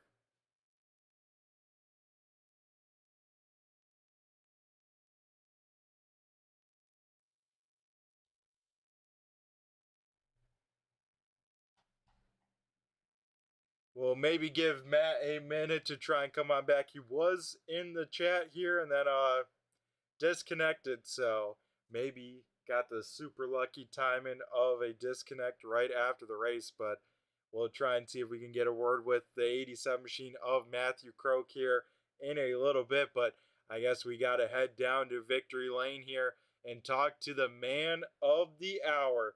It is the 24 of Aiden Tatro. Aiden, do you got a copy? It's Brett the Jet in the booth here. Oh, what's going on? How are we feeling, man? After 75 plus laps here at Talladega, you, my man, pick up your first career win. How you feeling? Ecstatic, man. It's a surreal feeling for sure. Yeah, I mean, it's always wild to be a part of, but man, I got to talk about something even more wild, and that was that final green-white checkered. What were you thinking as you saw a car spinning in front of you, behind you, and then all of a sudden 4-car breakaway with any of you guys having a shot to win?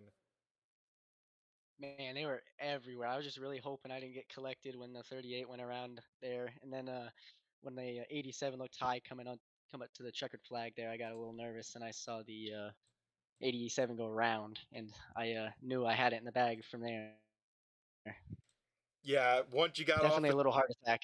yeah, exactly. Once you got off of turn four, it's pretty much just hold the bottom. As long as they don't have a big run, you should be all right. As long as they don't, turn you or anything like that. And luckily, Calamity behind you, my man, you're able to set sail. And I tell you what, this 24 machine had a lot of speed. It seemed like all night long you're running inside the top five. And I personally thought one of the better pushers of the night you were.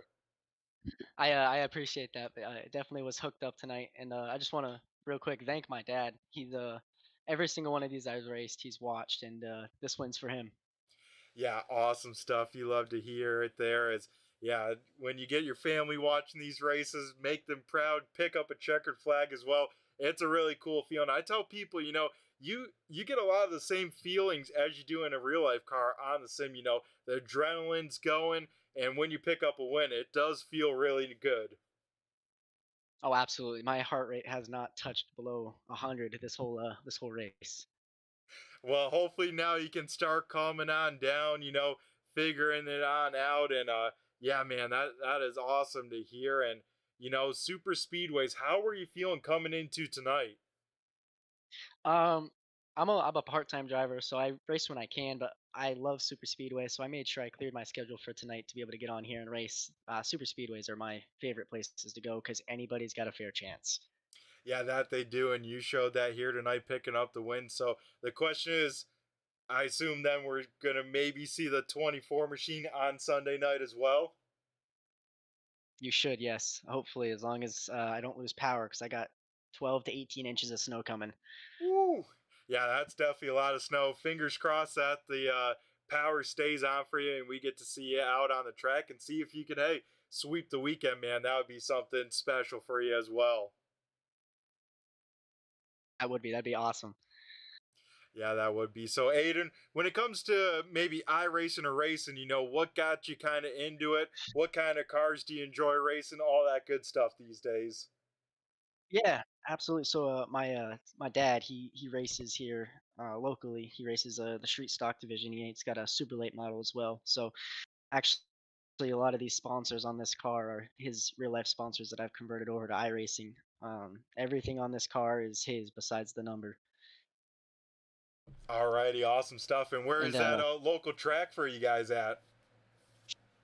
oh, I live up here in Maine, so my closest track is in Bangor, which is about an hour from the middle of our capital, which is Augusta. So about 30 minutes from there, or an hour from there, I mean. And we race there weekly when we don't get a bunch of snow. Wow, all right, that's pretty awesome. The only track I've been to up in Maine is old Oxford Plains, so Yep. We go there with the super late model and we try for the 250. Yep. oh, that's awesome. I have to keep an eye out then for the name there, the next 250 then. Absolutely. We should have a car. Should hopefully have a car there. Alrighty, awesome stuff. Well, that's some exciting news. But yeah, Aiden, when it comes to iRacing, where do you mostly spend your time at these days? What kind of cars do you like to race? Because as we already heard, big fan of these super speedways, and here tonight it definitely paid on off. Absolutely. So I run almost weekly in Draft Masters, but other than that, I actually strictly run short tracks with like street stocks, the super late models, the modifieds, stuff like that, the real small stuff. Yeah, that's definitely where it is some of the most fun. That's pretty much the only racing I do in today's day and age is just short track league racing. And when you Hmm. get the right people on a short track, man, that's some great sim racing. It absolutely is. But when you get a little bump and run action, nobody gets wrecked. It's all clean fun, and green to checkered is typically the best. Yeah, that it is. And yeah, like you said, the elbows out racing where you can lean on each other, not wreck anyone. Man, it is a good time. And here tonight, Aiden, I think you're one of the few cars, man, by the end of this one to not have a scratch on that 24, man. That's awesome. Yeah, man, I appreciate it. Thank you. Yeah, awesome stuff. Well, Aiden, before we let you go and celebrate your first career win here with the 802 boys, we of course got to hand over the mic to you and have you thank who you got to thank, whether sponsors, teammates, or anyone else you like to give a shout out to on the broadcast down here in Victory Lane. Absolutely. My biggest shout out is to my dad. Like I said, he watches all of these, and I'm gonna walk upstairs and hopefully he's listening to this right now. But I want to thank Look Lobster, Techo Race Cars, Elevate Design, and Corruption Racing. They're on the front. Alrighty, well, awesome stuff, Aiden. Once again, congrats on the win here tonight. Hopefully, we'll see you on Sunday night, but here tonight, man, go celebrate and enjoy this win. Absolutely, thank you. Alrighty, awesome stuff. That was Aiden Tatro down in Victory Lane, and we actually do have a copy on Matthew Croak, so we'll see if we can get a word with our runner-up finisher in the 87 machine. Matt, do you got a copy? It's Brett the Jet in the booth here. Yeah, I got you.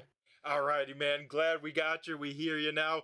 Man, how are we feeling after 75 plus laps here at Talladega?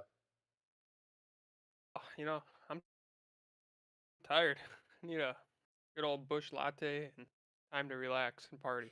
Yeah, I definitely will be doing that here as soon as this interview's done. We're cracking open a cold one, going down to the Boulevard and having ourselves a grand time. And I tell you what, the 87 camp, they're probably down there partying as well. P number 2 when it's all said and done. That's pretty awesome, man.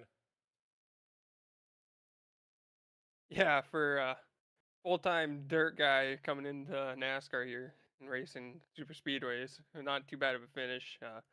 You know, me and my teammate Connor, we run full-time dirt, so it's fun to hop over and try the NASCAR stuff out every once in a while. And sometimes you get lucky, and sometimes you just, end up in the wall.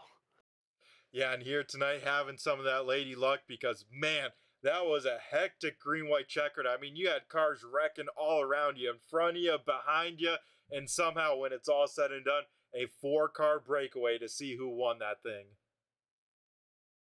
Yeah, I thought there was, I believe, a wreck coming to the white. I thought there would be a yellow there, but we hit the white flag. I knew it was race over from there, so you had to go. And, when we got into 1 and 2, there was another little wreck on that bottom.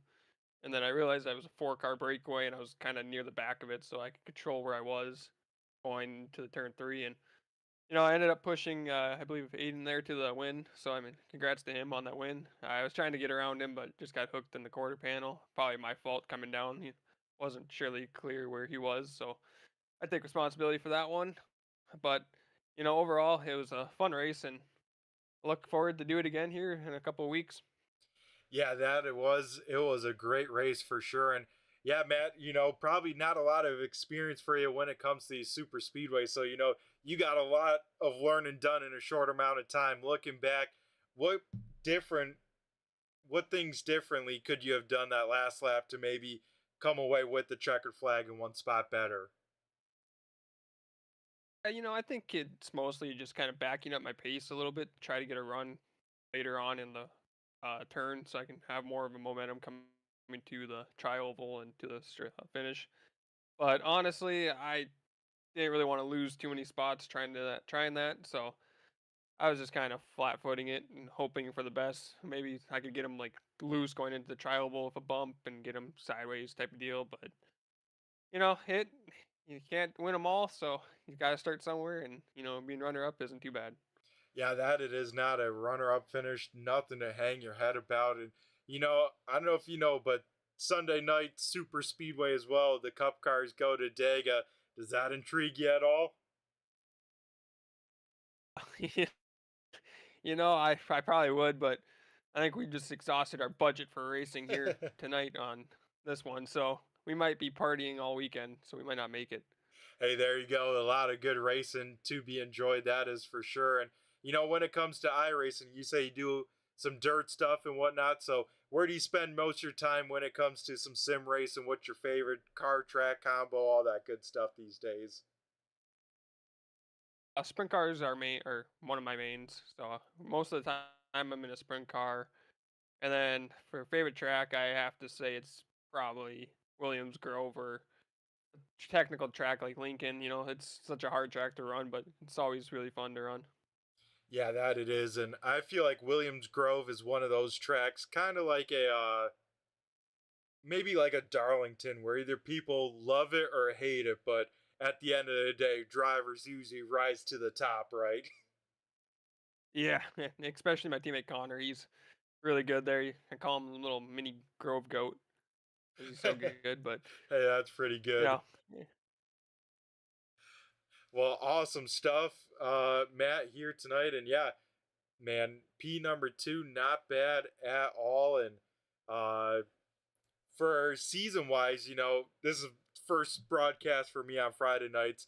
How often do you plan to run? I assume part-time schedule for you? yeah, me and Connor, we're part-time runners. I know we're trying to make as most races as we can with life and stuff and work. We're trying, all that. So I'm hoping to get out for Martinsville. I do love me some Martinsville. Otherwise, I think I'll try to make the Phoenix race. That would be a really good one. Yeah, I see you're a man of class as well. Enjoy some short track racing. Always some good stuff there, especially with the right group of guys like we saw tonight. I mean, overall, what would we have, like 5 cautions at Talladega? That's pretty good. Yeah, top-notch guys who are running in this league. 3 wide for multiple laps at a time. I can't say I've ever been a part of a race like that where it's been 3 wide lap after lap and nobody's wrecking each other. Hats off to everybody here. It's all really clean racing and really fun. Yeah, that it was. And speaking about that 3 wide racing, that 87 machine was quite a few times up on that third lane.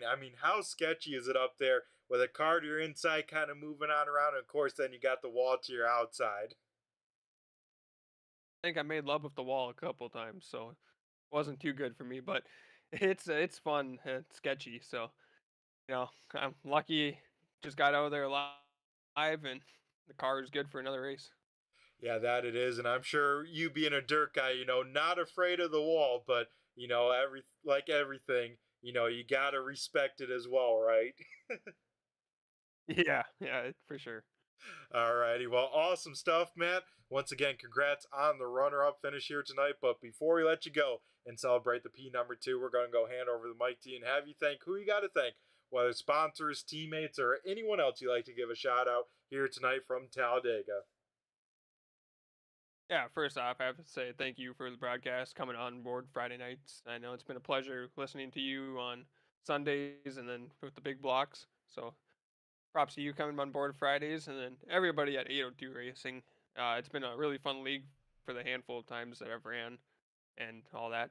And then I have to thank Dudex Sim Designs, BBS Setups, Fusion Setups, Casey Simmons Photography, and then, just all my teammates back on BBS on the dirt side. They're top-notch guys, and if you ever need a setup, Fusion Setup Shop will help you with the dirt. Alrighty, well, awesome stuff. Once again, Matt, congrats on the P number 2, and I'm sure we'll be talking to you again, hopefully in the near future, especially when you show on up the next time you do, hopefully at Martinsville. So, Matt, you have yourself a great rest of the night, and we can crack open some cold ones now. Thank you. Alrighty, awesome stuff. That was Matt Croak there finishing in P number 2. So that will do it here tonight with the interviews. Let's wrap things on up and go through tonight's race results here from Talladega. So the Dega Boulevard 200 will look like the following. Aiden Tatro will pick up his first career win. Matthew Croak will finish P number 2, and Joe Hudson rounds out the podium, matching his career best P number 3. George Letzma will finish P number 4. Great run for him. And Connor Duke will finish P5. Jacob Wilson will bring it home in 6th, with Cody Gibson finishing in 7th. Dustin Coggins will bring it home in 8th. 9th going to Stoney Benfield. And Brian Wertman rounding out the top 10. Jason White will finish P number 11. 12th going to Johnny Barker. 13th is Chad Coleman. Kyle Wellman will finish 14th. And Bryson Anderson will round out the top 15. Frank Zingen will finish P number 16. 17th going to Steve Ritter. 18th is Rick Kennedy. 19th going to Brandon Guerin. Scott Simley will round out the top 20. 21st going to Rob Lowe. 22nd is Larry Bell. Logan Cougar will finish 23rd. 24th is Scotty Stevens. Mike Kelly will finish 25th. Kenny Real 26th. Ron Holyfield in 27th. And Tanner Marr will finish in 28th. So that'll do it here tonight from Talladega. Once again, got to thank each and every one of you guys tuning on in, whether live or the replay. We appreciate all you, as well as the YouTube chat lands out there, the Coggins fan club, as well as the bummer of the Kenny Real update there. So that'll do it here tonight. We look forward to seeing you guys this Sunday as the Winston Cup Series with the 802 will take on Talladega, and then we'll be back on next Friday night and so forth. So let me double check, see where we are actually going next Friday, give a little preview of what's to come here, and it should be a good one as well. As we're talking about technical tracks, they head to one next week. It is Darlington, and that's another great one here. So be sure to tune in next Friday as these guys take on Darlington. It's going to be a wheelman's race, that is for sure. So that'll do it here tonight. I've been Brett the Jet in the booth with Turn 3 Racing Network. Turn 3 is also partnered with Premier Setup Shops. You can find out more with a link in the description. That's actually a referral from us. So even if you don't buy anything, a click would go a long way. Show them that they're supportive of us, that we can do the same and send some people their way. So that'll do it here tonight. We got to thank all the sponsors here with the 802 iRacing League, as well as the admins and everyone that puts in the work in the back end. Some of the sponsors, we got to thank BG Graphix, Riptide Radio, GStone Motorsports, as well as Stone, Chrysler, Dodge, Jeep, and Ram. So that'll do it here tonight on a Friday night from Talladega. We will get things on, rocking and rolling. So everyone, be safe, stay well out there, stay nice and warm, as a lot of the U.S. here getting hit with that cold front and whatnot and those storms. So everyone take care, and we'll catch you Sunday as well as next Friday. So I've been Brett the Jet in the booth, and I just flew by you. Have a good one. Premier Racing Setups is the longest running setup shop on iRacing. Our monthly subscription options start as low as $20 a month. We offer setups for dirt oval, asphalt oval, and road racing, covering a wide range of cars and skill levels. Built and tested by top-tier sim racers, this isn't just a business, it's a community of competitive drivers. If you want to better your iRacing experience, head over to PremierRacingSetups.com today. And remember, if you don't get